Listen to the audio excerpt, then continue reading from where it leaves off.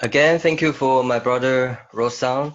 And it is also a great privilege to be able to share from my own personal experiences what is Taiwan's indigenous theology, at least to share what kind of development that we are going to contributing.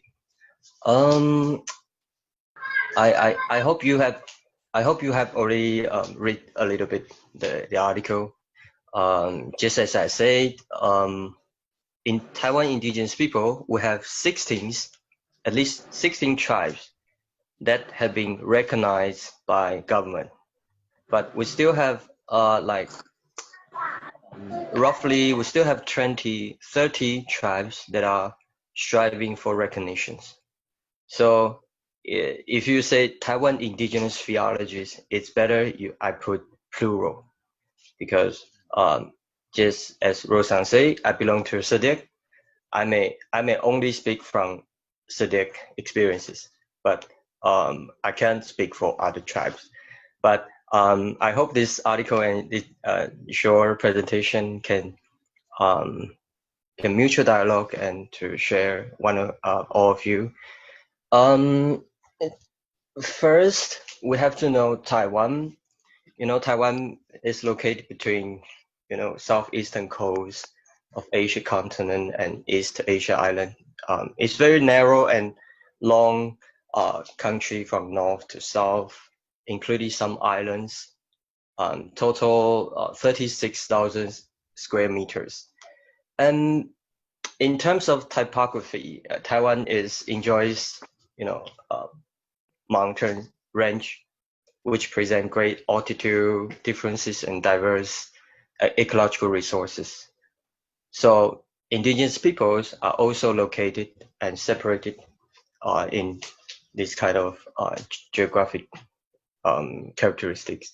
And the total populace of Taiwan is 23 million people.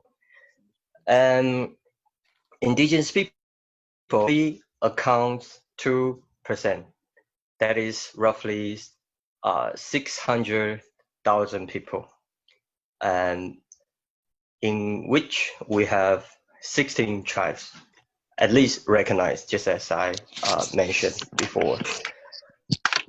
And indigenous people of Taiwan belong to Austronesian indigenous peoples, or this is based on the archaeological and anthropological research. So we shows a very close connection with like Philippines and New Zealand. So even some of the terms, some of the language we can dialogue, and we know each other, and even some terms that we can communicate each other. And if you see my paper, the first pages, and the title is Taiwan Indigenous Peoples, How Are We Named by Others? That is, before the colonizer came, we don't see ourselves as indigenous. We see ourselves as 𝗧𝗶𝘄𝘃𝗲𝗃 people or 𝗵𝗲𝑚𝗵𝑐𝑒 people, and we don't have term as indigenous. We don't call it something like that. It is not until the 17th centuries when the first empires came, that is the Dutch. The Dutch Empire are occupying the southern part of Taiwan, and they try to do their missionary enterprises in southern part of Taiwan, and also Spanish Empire. They are on the northern part of Taiwan. So very interestingly, Dutch people, they defeat Spanish. So basically, Dutch are occupying all of Taiwan at that time for like very shortly, only 20 years. Then the another empire, Chen family, that is the regime defeated by Qing dynasty. So they came to Taiwan for prepare to regain the mainland China. So that's the political situation. Then another is Japanese Qing dynasty. They defeated Zheng family, and they regained the Taiwan. But at that time, Taiwan has not received very extensive colonization. And later is Japanese Empire, then the Kuomintang authoritarian government. And now Taiwan, at least very internationally, and we came into become like democratic country right now. We call ourselves country. So that's, yes. So I speak first of what is the difference, what is history between Taiwan indigenous people. So I put TYCM, that is Mandarin. Taiwan Yuan Zhu Ming, that is indigenous people or indigenous peoples. You know, there's a difference between group rights and personal individual rights. So there's very interesting history. In Qing dynasty, like 16th century, we have been called with some contemporaries of discriminatory terms like 生番, 化番, and 熟番. That is, 生番 means uncooked. Why you are uncooked? Because you are not obedient to empire's policy and culture, and you don't pay taxes, and you are rebellion, so they call you 生番. That is uncooked savage. It's already discriminatory already. But if you show some obedience to them, they will call you 熟番. That is, you have already cooked. You have already received the civilization. So we see during the Japanese Empire, TYCN, that is Taiwan indigenous people. I will use this synonym short. TYCN. You know, with a great deal of political, economic, social policy, very aggressive to TYCN people. They try to replace fan, that is savage, with 高沙. 高沙 means mountainous peoples. But when you call indigenous people mountainous, you know, the first impression of mountain is still, you know, uncivilized, inferior, and you are kind of barbarian, and you don't have language, and you don't have your own cultures.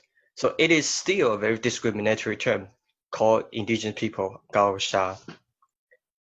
So when the Kuomintang, that is in 1945, when they defeated by Communist Party, they withdraw to Taiwan, they inherited this 高沙 mentality. They call us 山包. Shan is mountains in Mandarin. Bao is still savage. So this is 山包, the name has been imposed to indigenous people for another 50 years. So it is not until in 1994, where Taiwan has just entered the democracies, just less than 10 years, we have already been recognized as Taiwan's indigenous peoples. So this is the short history behind TYCN, or Taiwan's indigenous peoples. But ironically, we are still fighting for what is the meaning of Taiwan indigenous peoples, or Taiwan indigenous. Who can be called Taiwan indigenous? Who belong to Taiwan indigenous? So this is a kind of short share of the history and background between TYCN. Then I have discussed a little bit about Taiwan's colonial history from colonial to post or neo-colonial period. That is, you know, just as I mentioned early on, Taiwan has been colonized by like Dutch, Spanish, Qing dynasty, Japanese, and Republic authoritarian Kuomintang government. And right now we have come to democratic states. Every phase they left their colonial discriminatory policy to indigenous people. That is undoubted. lingering effect, after effect to TUSM people. So I illustrate briefly 4 parts. That is, first one is Taiwan's mother tongues. We are forbidden or downtrodden by the empires. We cannot speak in our mother tongue in school, in public sphere, especially in Japanese and Chinese national regime, because as we know, Japanese, they try to broaden their empire. They impose their Japanese language school, and they want you to educate you as a true samurai, that is warrior, samurai. So they have to, you have to learn Japanese. If you don't obey to them, they will kill you. They will kill your family. They will force you to be a slavery. This is very rampant in TYCN's tribes, especially for the mountainous areas. For Japanese Empire, they came to our tribes, and they exploit all the sacred places, and they exploit the precious woods and rivers and mountains, and they force our elders to bless them, to learn their religion, to transfer every communal life to indigenous people. So the mother tongue is the first. You are not allowed to speak in our mother tongue, otherwise you will receive punishment. And this policy is inherited by Chinese national regime. Interestingly, Japanese colonized Taiwan for 50 years, and Chinese national regime came to Taiwan. Then all the Taiwanese, including TYCN people, we have to learn Mandarin again. So can you imagine, within less than 100 years, our people are forced to learn. You have to be Japanese, then you have to be Chinese. And how about ourselves? Then you can imagine that kind of mentality, colonial mentality, leftovers. Whose people are we? What kind of identity do we have? Are we Japanese, or are we Chinese, or are we Taiwanese, or who are we? Then you can see this is very immense, very interesting history. And the second one is, just I mentioned before, the empire has exploited Taiwanese indigenous ancestral sacred places and deny ancestral religions, sacred, especially in Japanese period. They replace a lot of sacred places with their traditional Shinto temple, and enforce all the tribes to learn the religion, to accept the rituals, to wear their sacred clothes, costume, or something like that, to replace all the spiritual and religious traditions of the TYCN.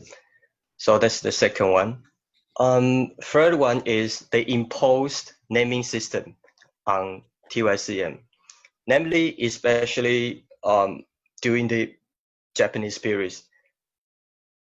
Most of the TYCN people has been imposed with Japanese names to replace their traditional name, which have been seen as inferior and uncivilized. Name is not only name. Name represent our identity, our memories, our attachments, but these things have been brutally overwritten and replaced with Japanese names. And this policy is also inherited into the authoritarian Chinese national regime. So we have to be imposed again Mandarin name. So you can see till now, even in my ID card, you can see I have two names, Mandarin name and indigenous name. So for the younger generation, sometimes they can't find their identity. They lose their connection of their traditional name behind this name. So this is kind of still a leftover of colonial policy. And second one is they replace the name of our traditional village, rivers, mountains, sacred places with Japanese and Mandarin. So we can see the cultural heritage connection has been replaced by the non-indigenous notion and ideas. So the fourth one is the land, land issue. They confiscated, they brutally grabbed indigenous territories and driven all the elders and tribes and relocated them. So we all know these experiences. This is shared by almost indigenous people around the world. So in terms of our time, I jump into the I just want to mention one important event in 2016. The president of Taiwan officially apologized on behalf of the government of Taiwan to recognize colonial policy and discrimination and inequality of Taiwan's indigenous people. So this is at least our government has to have done something. So why should I speak this first? Because TITS, that is Taiwan Indigenous Theologies, are based on these colonial, post-colonial, and neo-colonial experiences.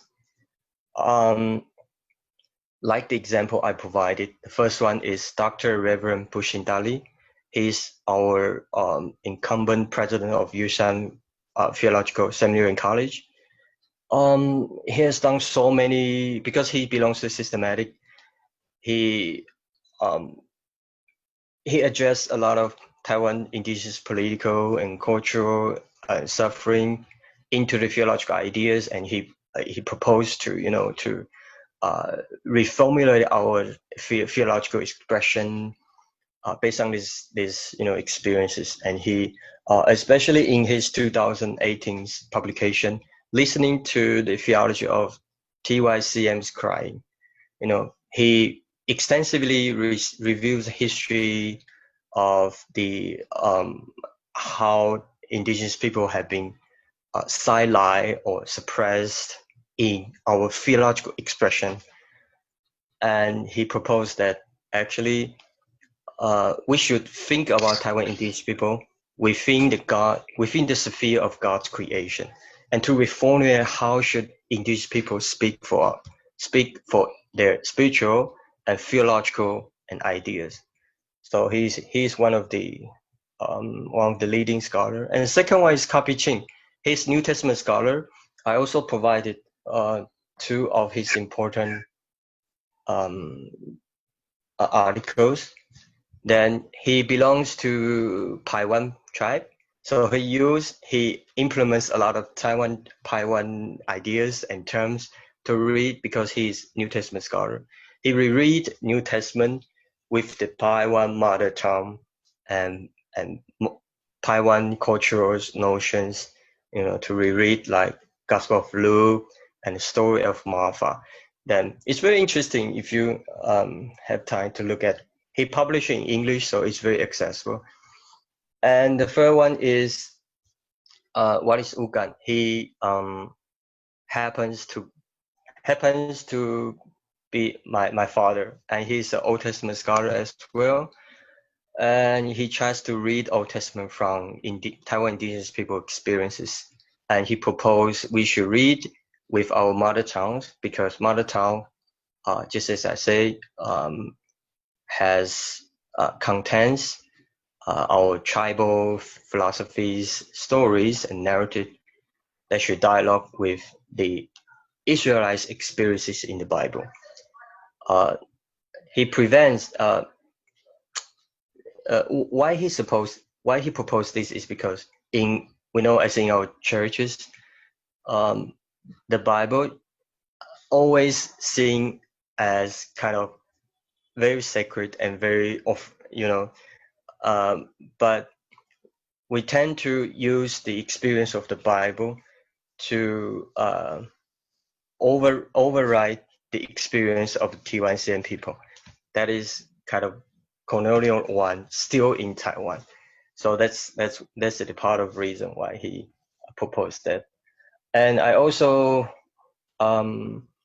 I also provide like 𝗧𝗶𝘄𝗆𝗆, he's 𝗧𝗵𝗲𝗃𝗃𝗃𝗃 scholar. He teaches ethics, so he tends to bring 𝗧𝗵's ethical problem with the biblical ethical issues. So that's what he contributes.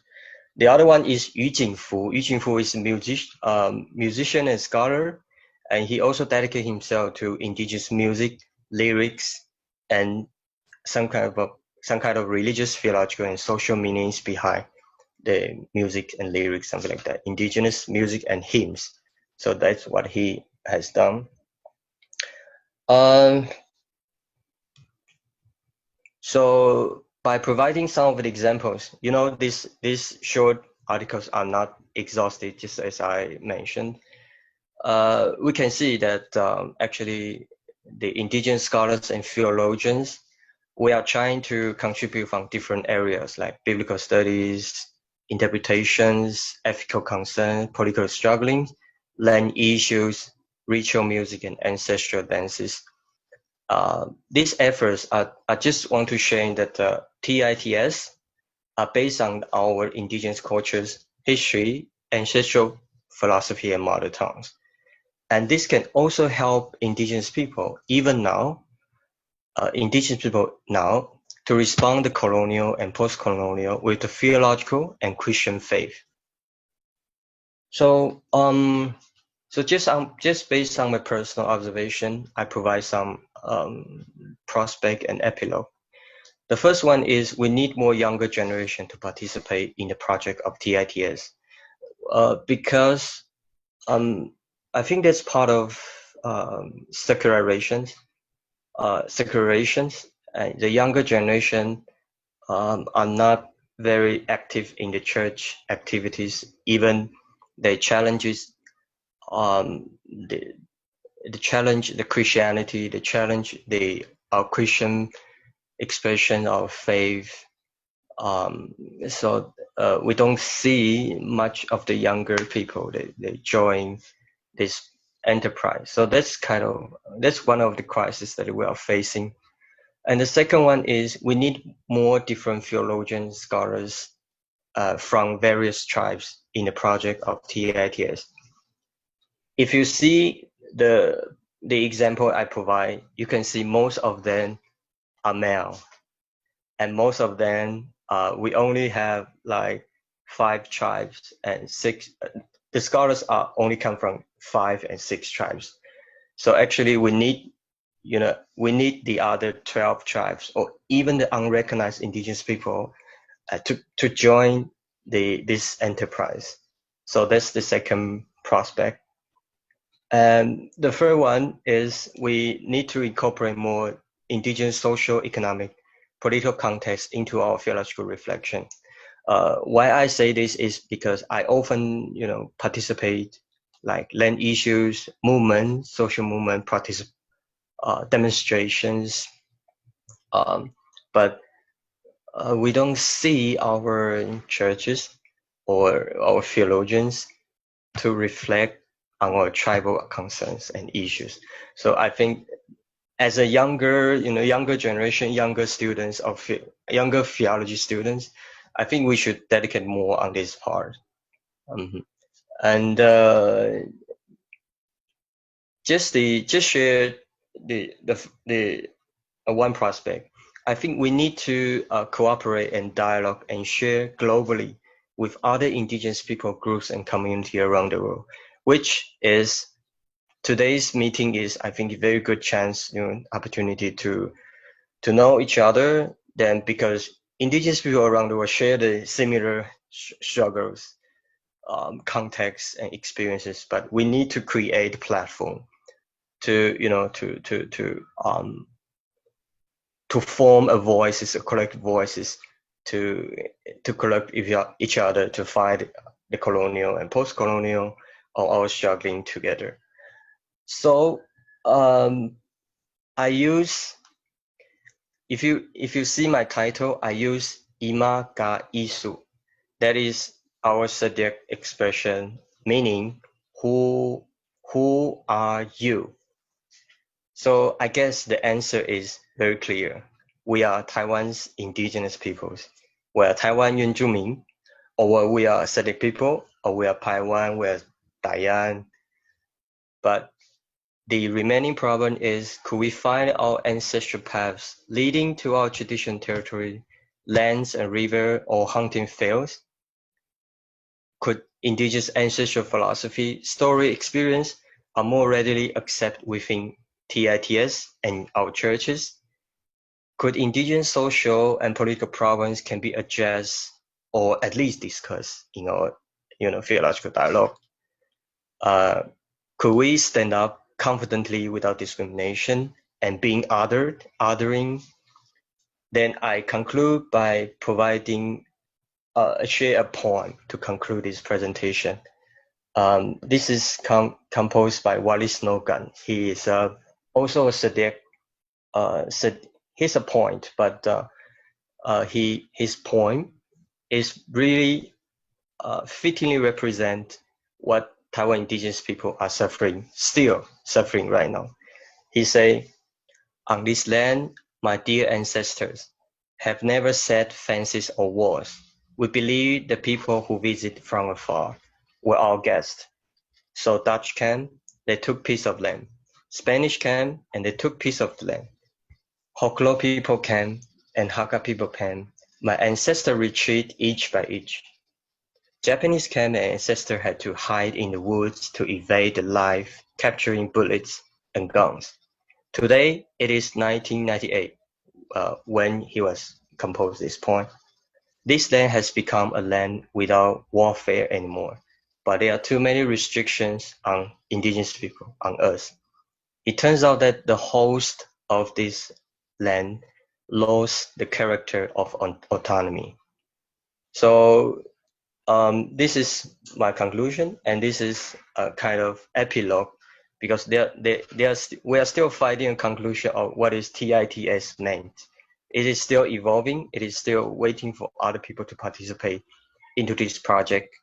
And we're still waiting for other younger generation, especially for different tribes, whether mountains or seashore or every islands, to participate in this project. So this is my short sharing. I hope I will be really glad to hear all of you suggestion, or then we can discuss each other. So thank you very much.